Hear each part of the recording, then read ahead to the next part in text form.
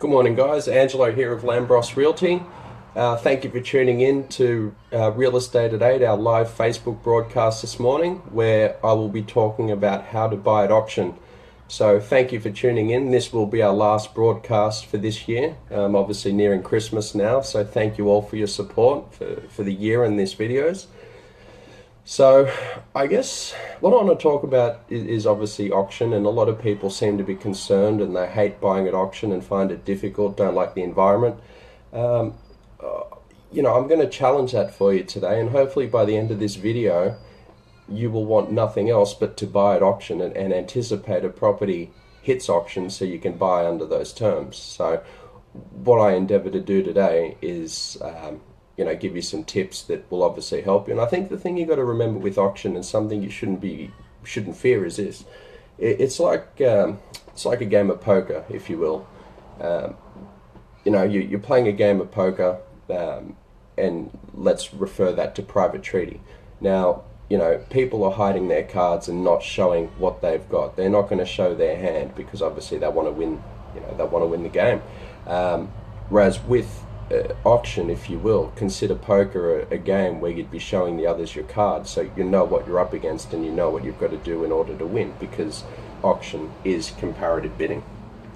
Now, don't get me wrong, I'm not sitting here saying properties shouldn't go to auction, because there are properties that actually do perform and do get quite a good price at auction. But what I'm saying is there are those that you can really benefit and leverage and buy at a good price if the auction isn't handled correctly. So I guess the first thing I want to talk to you about is just 4 key points. Okay, so the 4 key points to obviously, before you engage in auction, you want to firstly do your due diligence. Okay, so make sure you check everything. Have your independent pest and building reports done. Yes, I know agents will provide them for you, but it wouldn't hurt to get an independent one done either. Just to cross-check and make sure it's okay. I mean, look, for the sake of $400, I'd rather lose that than a $200,000 deposit on a property that you find problems later and the report they provided you had missed something. Ask the agent lots of questions.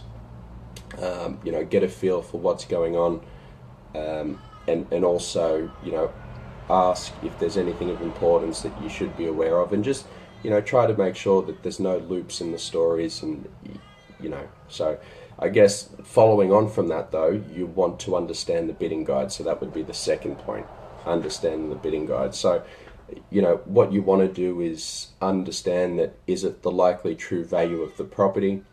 Generally speaking, auctions tend to go underquote about 20% from what a vendor is generally expecting. Reason being, they want competition and they want the auction to draw a crowd and make it look, appealing, if that's a word you use. And obviously that's not going to happen if it's listed at a price that the vendor is expecting. Nobody will come in because I'll be thinking, wow, I'm not going to start bidding from here. So that's something to take into consideration. Should just be wary of bidding guides, underquoting, and understanding the true value. Okay, that's important. So obviously the third big point is seek legal advice before you engage the auction. And look, don't be afraid to utilize your lawyer to speak to the agent on your behalf if that's something you want. If you're not confident speaking to the agent, whatever it may be, obviously they're acting in your best interest, and surely a good lawyer would be more than happy to help. And I guess the fourth and final point, just before I go into the types of auctions, is to obviously keep the highest price to yourself. Okay, so don't make it known to the agent. Don't let them know what you're willing to pay. Don't tell them anything of importance. Just give maybe, perhaps type answers. Nothing set in stone. We'll see what happens. They're the sort of responses you want to give. Okay, so just capping on that, make sure you do your step 1, due diligence. Number 2, you want to understand the bidding guide. Number 3, you want to seek legal advice prior to an auction. And number 4, you want to keep your highest price a secret. So now I want to talk about the 2 types of auctions. Okay, so there only ever will be 2 types of auctions. So the first one is obviously an auction that is performing quite well and the pressure is on the buyer due to buyer competition. The second type of auction is an auction that puts the seller under pressure and there's insufficient competition. Okay, so I guess the first one we'll talk about, and the one that people find most difficult, is the one where there's increased buyer competition. So you've got 5 or 6 multiple bidders bidding, for argument's sake. So I guess the technique, there's a couple of techniques you can use here. Okay, so the reason there's multiple bidders will be one or two reasons: that the property's been severely underquoted, or secondly, it's a property that's in high demand. Okay, so what you want to do, if you're serious about the property, the first technique you can use is obviously putting an opening bid that's going to flush out the serious buyers. So what I'm saying here is this: if say that the bidding guide or auction commences at say $1 million, and you believe this property is worth about 1.3, you want to try get it as close to market value as possible. So I do an opening bid of 1.2. So you've gone 200,000 above the opening bidding guide.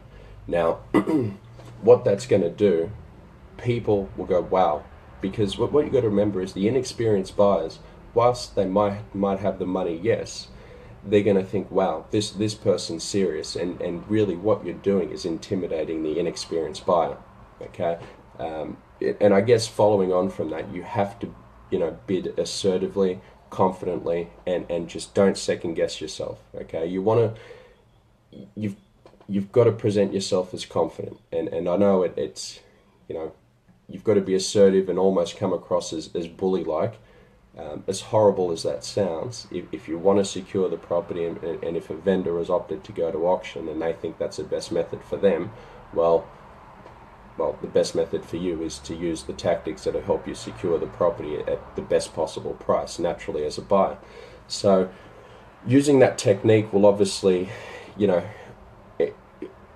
try pull the bluff, obviously, on the bidding competition.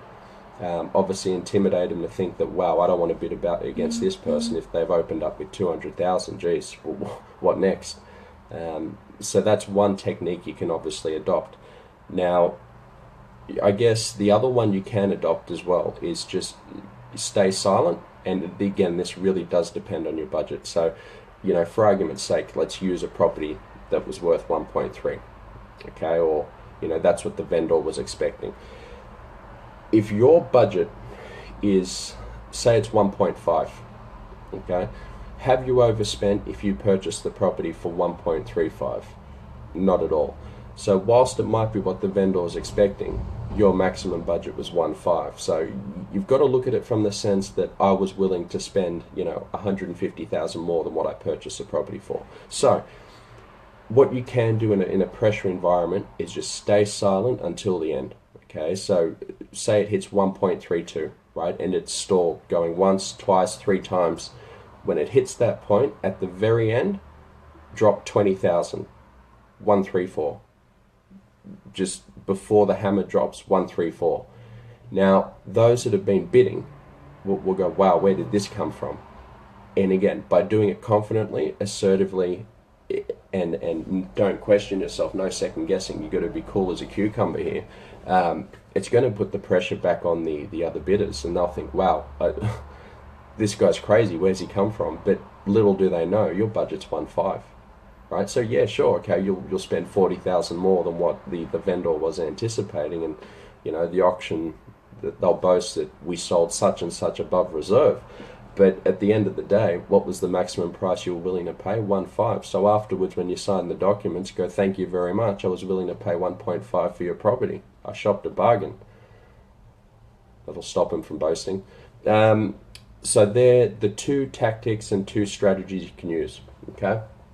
Now, the other thing I should have mentioned as well is you need to predetermine your maximum final price. Okay. So what I mean by that is, the only time you should hit your limit at an auction are the auctions you don't win. Okay. Now, generally speaking, and this happens a vast majority of the time, the auction you will win will be the auction where you haven't been pushed to your limit. Okay. The auctions you lose, you're obviously the underbidder. So, brace yourself, because there's probably going to be a few auctions till you get it right. I mean, statistically speaking, it's about a 30% success rate. So, um, you go to four, you'll win one and a half. But, again, that all comes with experience. So, I guess you'll find the more auctions you go to, and look, don't get me wrong, you could go to your first one, and I'm hoping with the tips in these videos you smash it on your first one, but what you got to remember is who you're bidding against may have a budget higher than yours, and again, when they buy it, they won't be pushed to their maximum final offer.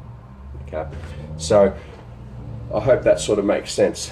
Now, point number two, okay, so obviously that's the auction that puts the pressure back on the seller. Now, when an auction is struggling, all right, often it's passed in. Now, what I'm suggesting here is you don't let it pass in. Okay, so I guess what I'm saying, if you let it pass in, the auction creates a pressure environment, and as horrible as it sounds, it puts the seller under pressure on the day. There's nothing more embarrassing than an auction that falls through for both seller and agent. Now, if an auction does pass in, it then allows the seller, the vendor, whatever you wish to call them, to reassess their asking price, and then they can negotiate behind closed doors. Now, that can become dangerous because you don't know what's happening. When you're in the public environment, okay, what I would suggest is to obviously put place a bid, okay, so obviously anticipating the auction to not pass in, okay, so. Again, if the auction passes in, then the vendor will then reassess their asking price and what they're sort of looking for. However, while the auction is still up and running, the owners are more likely to make a price concession under the pressure of the auction process in order to gain a sale. So in amongst that, I mean, obviously, as horrible as this sounds, agents are often telling the vendors that, all right, well, if we meet the market at this price, it'll, it's going to encourage the bidding, the competition will grow, people will interest, and not all, that this won't happen all the time, don't get me wrong. But there are circumstances where this does happen. So what you're promoting is you want a counter bid, you want a vendor bid, all right. So you want to come back and have the auction process connected and started, so you can obviously negotiate from there. And obviously, balls in your court when you're in a struggling auction. So what will happen throughout an auction process of the sort? As a buyer, you'll start to, your predetermined price of what you were looking to purchase will slowly start to drop, because it's like, well, I haven't got much competition here, so I could really shop myself a bargain. Be wary of the bargain, though. The thing got to remember is if you try rip the seller off, they're not going to sell. And then there'll be a buyer behind you that will go, well, you know what, I'll buy it for fair market price. So the idea of the auction obviously is to buy at fair market value. You don't want to screw the seller down. And look, if you do, just be prepared that someone else will come in and buy it, because that's generally what happens. Okay, so where was I? Yeah, but look, at the end of the day, I think if the bidding drops below the reserve, and the vendors are adamant, no, we're not selling, and that you can't meet or to come to some sort of an agreement, it perhaps may be worth looking at a property elsewhere. But I guess in summary, auction that's doing well, the two strategies you can do is, one, flush out the competition, or two, come in at the very end and blast the competition. And in an auction that's obviously putting pressure on the seller, what you do in that scenario is obviously, you would put in an opening bid.